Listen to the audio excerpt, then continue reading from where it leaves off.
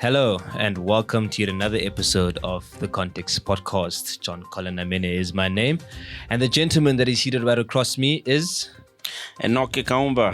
Hi John, how good to have you back. How's it going? good to be back indeed. Thanks for joining me, man. No, I'm okay. I'm doing fine. Amid the third wave. Yeah. I think under the circumstances, I'm moving, as the youth say. We're moving, yeah. You're moving. How's it going on your side, man?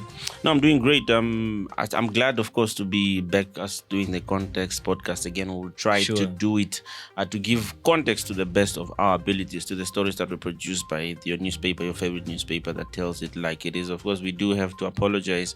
I think it's 3 weeks now that we haven't been doing the Context. So three is the reason why. This is the reason why we couldn't do it, because of the third wave. It affected us a little bit, but we are back, and let's hope those of you who have been following the Context podcast have not been discouraged to listen to the Context podcast. But yeah, here we are. Yeah, just to echo what Enoke has been saying, basically, we really would like to apologize for, not being here for a while. But I think you guys can understand that during COVID, your plans are never yours. I remember speaking to Federico Links a while back when we were doing the COVID podcast, and I asked him how he was, and he said something very short and simple, but very, I think, effectively deep as well. He said, we had plans, so yeah, we had plans to keep on being consistent with the COVID podcast, but unfortunately, COVID had other plans for us. But anyway, to get right into the show, amid growing anger and I guess outrage on social media, the Namibian government actually effectively threw its full weight behind Cristine mboma and Beatrice Masilingi, Namibia's Golden Girls, and called on World Athletics and the International Olympic Committee to reinstate them in the women's 400 meter for the Tokyo Olympic Games. These were one of the stories we found extremely interesting last week, and it did cause quite a storm of controversy. And okay, maybe you can just touch on a few lines about that. No, I feel like one of the interesting quotes of the people that were mentioned in the story is, of course, one of the word was testosterone. Was the one that was there. So the executive director of Sports and Youth National Service, Adrian Mate, said in the story that they were very disappointed about the news and that the athlete should not be punished for a natural reason. So those are one of the things that Mr. Adrian Mate is being quoted saying. He also further says that they are confident that their efforts in trying to engage authorities in convincing them that these are people that just natural people. They were born like this. They shouldn't be disadvantaged because of how they were made. So that those are some of the things that were there. But just to add a little bit, I mean, when we welcomed the girls back in the country on Thursday, I think. Last week Thursday, yes. Yeah, I mean. It was so nice looking at mboma. I've been checking out mboma's interviews even from other media houses. When we started, she was not really that much of a person that would like talking. She didn't know how to embrace the fame, the cameras, the mics and stuff. But as time goes, I could see that she's back. Even at the airport when we spoke to her, you can see that she's now getting used to this new life. Yeah, and she seemed quite open. But I think also it's fair to I think it's one thing to be shy, but it's also another thing to get used to the fame and all of that. It's especially if you're from a small place or if you're not really used to a crowd of people. So I think it just she took a while to get into all of this, and I think she's responding well to it actually. So and then there's this now. So you could see when we asked him, how does it feel to be excluded from your favorite 400 meter track? She was like, no, it feels bad. It's ridiculous, actually, what the World Athletics did. It's reminding me of the whole Caster Semenya story. It's many parallels that I can draw from that. But I think it's quite ridiculous to have that take because, look, in sports, whether it's football, whether it's athletics, whether it's even F1, whether it's tennis or whatever, there will always be somebody that's faster than you. There will always be somebody that's stronger than you. That's the point of competitive sports, right? So to basically denounce this girl's natural talents. Just because you are faster than this. I think it's ridiculous, man, and it hints on discrimination. Yeah, I mean, they also, I mean, you could see the executive saying we are obviously disappointed about their withdrawal from the 400 meter, but that is that, and we will take the challenges as they come, and we remain positive. They've received a lot of support. I mean, the mboma team from Namibians, and it's good to see. I mean, let's be positive. 100 meter, they're still there. 200 meters, I think they're still there. So let's take a look at that. But of course, as you said, really sad. I think they'll do us proud. All right, so let's just move on to another story. A group of 27 people were arrested on Saturday after violating COVID-19 regulations and several other laws. I mean, I saw the video on social media. I think it was on the Sunday going into the next week, and I thought it was not in Namibia. I thought it was in South Africa, in another country. I mean, can you maybe tell us a little bit of what's happening in this story there, John? You're right, Enoke. There was a lot of footage circulating on social media and many other platforms. The footage actually made it to national television as well. And it was basically just about a group of, I don't know whether to call them young people or just people in general, because there were many ages were represented there. So these group of people were basically gathering at their friend's funeral at the Panniers Park Cemetery in Windhoek, and we saw scenes of gunshots being fired in the air. We saw scenes of cars being spinned around, and it turns out that this group later moved to a house in Komastau, where then 26 people were arrested for violating COVID-19 regulations. Now, according to investigation that our team did, the funeral was that of Lee Namaseb, who died in a car crash on June 27th, and he was the son of Ims Namaseb. I don't know if you're familiar with him. Ims Namaseb is the former NFA president. Now, our team also spoke to the Commerce Regional Commander, or Commerce Regional Commissioner rather, Ismail Basson, and he says the same. He confirmed that these are the same group of people, that the people from the cemetery were the people in Komastau. And I mean, according to the footage, we could see how sort of sure they're responsive to the police, but it was a disrespectful response in my also there was a response to the police. Yes, because the police came, right, and then the police sort of remanded them and told them, look, you guys are violating COVID-19 regulations, yada yada yada yada, and sort of anger just fled out of nowhere. You know, you had a woman coming down telling the police, yeah, no, you're not going to tell us how to mourn, A, B, C, and D. I'm not trying to quote them directly, but I'm just paraphrasing now, basically. So yeah, they were basically trying to, you know, they were angry. They were showing a lot of anger towards the police, telling them, yeah, no, you're dictating the way we mourn, and that shouldn't be the way it is. And I understand the frustration. I'm not going to lie, because I've been personally affected as well, in terms of mourning. I haven't been able to mourn my loved ones, you know, properly as well, the way I'm supposed to as a human being. But we're living in different times now. We're basically at war with an invisible enemy, and during war, you can look throughout the ages, throughout the history books. Whenever we're in war, nothing is as it was. You know, we sort of have to tweak the way we do things, and we have to adapt to new systems of doing things. And I want to echo our president and our health minister when he said that we should try and find creative ways of conducting funerals, because yes, it's an integral part of our human to mourn, right? And I think it's unfair that we only get a week to mourn, and sometimes even 3 days, 4 days. You know, mourning is a process. But what can you do? You understand? So to get back to the story, the suspected shooter now who fired these shots in the air was arrested on Saturday evening, and he was charged with discharging a firearm in public, amongst many other charges. And the firearm, according to our investigation, wasn't recovered, but the suspect claimed it belonged to his cousin. So Basson further told us that, you know, according to COVID-19 regulations, no more than 10 people are allowed to be at funerals and other public gatherings. And these people were in clear violation of that, which I wouldn't advise people to do, because number one, it's dangerous to your health. You don't know who might be having COVID around you, but also you are at risk of going to jail like these 26 people that were arrested. All right. So yeah, I mean, it's a sad story, man. It's sad because it has many elements in it. It has an element of practically crime, quote unquote. It has an element of mourning, and obviously the COVID-19 element, you know. But yeah, moving on to another story, and I think it's a very, very interesting story.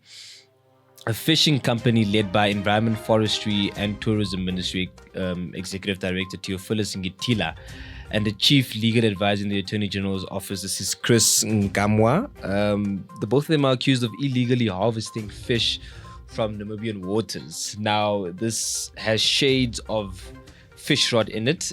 I'm a shades of fish Yeah. rot. We should make a movie called Shades of Fish Rot. Exactly. But interesting. Well, what's interesting is, when the story was diarized by the investigative unit in the newsroom. I mean, the editors were like, "Oh, another fish rot." Yeah. I mean, like I said, shades of fish rot. So whatever happened was quite similar to what's going on in fish rot. So just as you said, so it is a fishing company. The fishing company, it's called Mukoroli Fishing.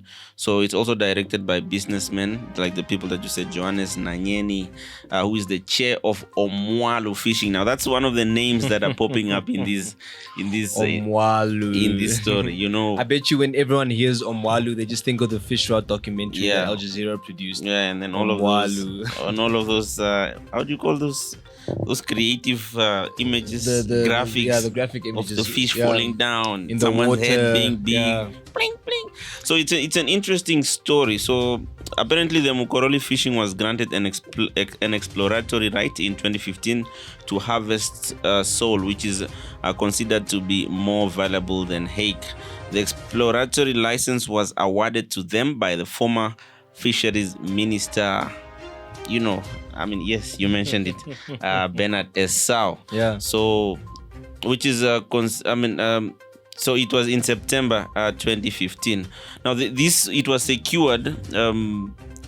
Mukoroli secured a fishing vessel, Playa Pesma Uno, in 2020 to operationalize their license. It then began searching for the sole in Namibian waters on 27 February this year. Now, somewhere along the lines of the story, you would find out that they were going. I mean, they did this, but then it looks as if what they were supposed to do, they were not doing it. They were doing more illegally than what they were supposed to do in terms of catching fish and the amount of fish that they're supposed to catch, and all of those things. Yeah. And there's been warning. They says this is. I mean, they are now closed down after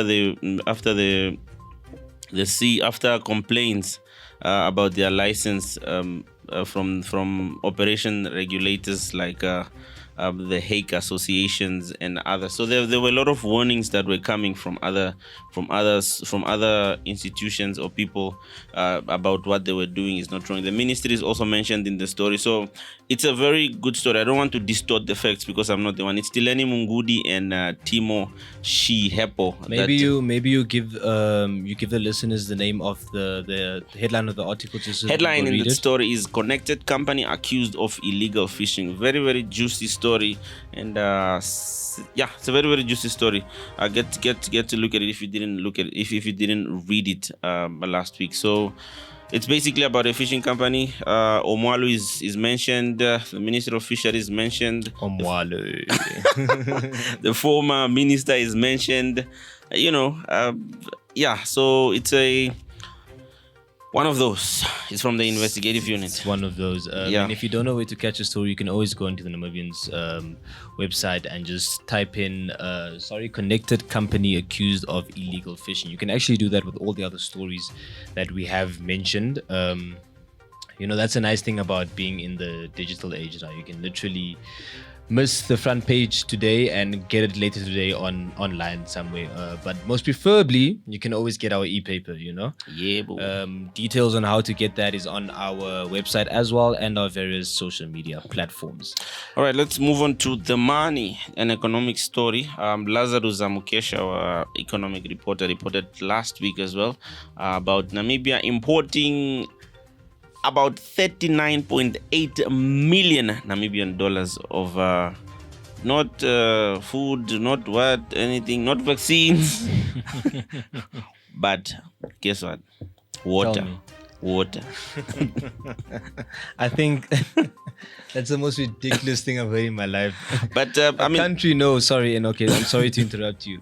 A country with I don't know how many kilometers of an entire coastline. But it's bottled water. Okay. Processed. No, that just sounds ridiculous. But anyway, tell us more about that. Yeah, okay. Let's listen it. Let's listen to it. Not from the horse. Is the writer the horse's mouth or the horse's sage's mouth?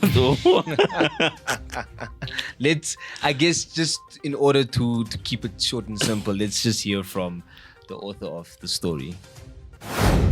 The reason why we highlighted bottled water as an import of 39.8 million was that it was one of the highest imported liquids that we, or at least in monetary value, of the liquids that we imported as a country. So that was more than your normal beer, your whiskey, your vodka, and rum and gin and other fermented beverages. So I think attaching having such a high value of imported bottled water, I think tells a story that we have a market probably for bottled water here, and I think we could capture or capitalize on that. And so most of this water, the $39.4 million bill per month for me, that is mainly water that is imported by your established retail shops. So you have your ShopRite and your Checkers and your Woolworths and those. So those, they mostly stock South African brands. So that which is contained, or at least that is what is represented by that value. And it's not to say that we don't have water manufacturing or water bottling plenty in the country. We do have a couple of them. Also, Coca-Cola also does a little bit of bottling, and also Namibian breweries. So I think that is probably not even that much of a big amount if you compare it to what we have, or at least what we produce in the country. But I think it's also very telling of how big the bottled water market is. But on economists, they say apparently it's because largely we don't have scale enough to produce that much water. So that's mainly the reason why you'd see that we'll have high import bill, because it's kind of costly to produce such water in the country. So yeah. So now we've seen what's happening in the country, in South Africa. Riots, and people are busy doing what they're doing because of the political situation that's there. So how is that going to affect us importing from the country? I think it's very, first of all, unfortunate that such is happening to South Africa. I think the effects will be felt wide, and not only in South Africa alone. Looking at our reliance on South Africa on roughly almost everything. The numbers that we've seen from the NSE this year is that we've imported 17 billion worth of goods alone this year. So that's kind of very telling. That's a rough 3.4 billion a month. That what would then transpire to Namibia is that we would see a shortage of goods and service. I mean, shortage of goods as well. Those mainly that we import from outside. And the current quota that is available now will probably be priced high, just to keep at least a little bit of demand in check. Right, that was Lazarus Amukeshe with that juicy, I guess not juicy, watery story, right? Yeah. At this point. Yeah, I'll buy you water. Yeah, thanks. I'll need that. So yeah, lastly, we would want to just tell you guys and give you guys an update on what's happening with the Brave Warriors in Gqeberha, South Africa. Say that again? Gqeberha. That is a new name for Port Elizabeth, by the way. It's not called Port Elizabeth anymore. It's called Gqeberha. It's a sound. So what happened to PE? Why did it change? So PE was an anglicized name of the place, and I guess it's some form of decolonization that's taking place. So it's Gqeberha now. Just like back in the day, Gauteng used to be the Transvaal. Now it's Gauteng. Just like Lüderitz, it used to be Lüderitz. Now it's, what is it? Is it Lüderitz or Zambezi? No, it's been changed to something else now. Lüderitz has been changed to something else, to a more indigenous name. I just forgot the name now. Yeah, but I mean, too, same with Caprivi. Caprivi has now been changed to Zambezi because it wasn't, not an anglicized name, because Caprivi is German, but you know what I mean. But anyway, the Brave Warriors are in Gqeberha, South Africa, and before their match today, they were leading Pool B following the 2-1 win over the Teranga Lions of Senegal in their opener, and then they successively also had a 2-0 success against record 6-time COSAFA Cup winners Zimbabwe Warriors. Sorry. It was the Battle of the Warriors. The Battle of the Warriors. So the bravest of the warriors came through. No, they did. They did. So yeah, to give you an update, we drew our match today against Malawi. Is it? Yeah, we did. And that puts us Flames. Flames. Yeah, and that puts us on top of our group, right?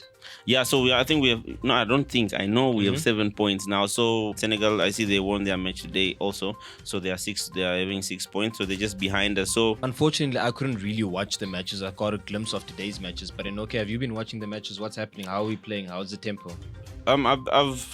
I watched the first one and the second one. Today's one I couldn't watch it because we were at work. But I watched the first. I mean, we're playing well. Malawi also came to the party. But let me not say anything. Let's listen to the coach. All right. Thank you so much for your time today. What's your impression of this result of this game? Yeah, of course, for us, it feels as if we have lost because we wanted to maintain our winning streak. It was not to be. I think we had very good chances, especially the second half, where we did not convert those chances. But that's the name of the game for us. It was important not to lose.